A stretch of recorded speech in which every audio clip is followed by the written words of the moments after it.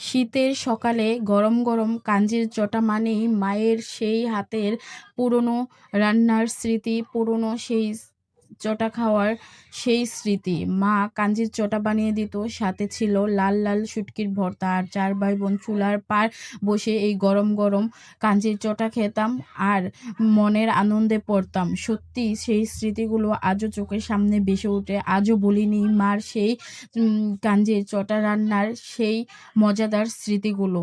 সত্যি কাঞ্জির ভাত, কাঞ্জির চালের গন্ধ যেন বাংলার সেই মাটি মায়ের মায়ায় টানে। সত্যি চমৎকার এই রেসিপিটি।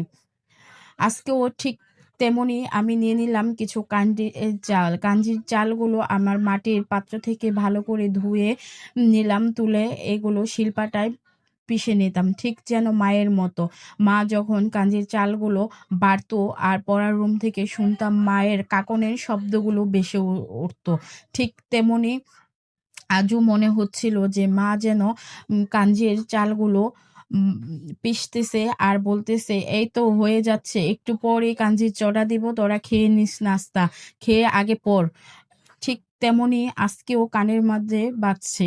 তারপর আমি এগুলো একটু পাতলা করে নিয়েছি, যদিও মা হাত দিয়ে করতো। আমি আজকে চামচ দিয়ে ভালো করে একটু পরিমাণে পানি দিয়ে ও স্বাদ মতো লবণ দিয়ে দিয়ে দিলাম কয়েকটা ধনিয়া পাতা, কয়েকটা কাঁচামরিচ দিয়ে ভালো করে এগুলো মিশিয়ে কড়াইতে গোল আকারে দিয়ে দিলাম, যেন গোল আকার এক একটা বাংলার সেই মায়ের হাতের প্রতিচ্ছবি, মায়া মমতা মিশে আছে।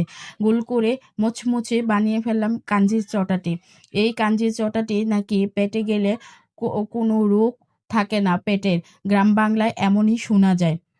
সত্যিই তো কত চমৎকার খেতে আর মজাও, আর মায়ের সেই স্মৃতি আজও মনে পড়ে। এই ধোয়া ওঠা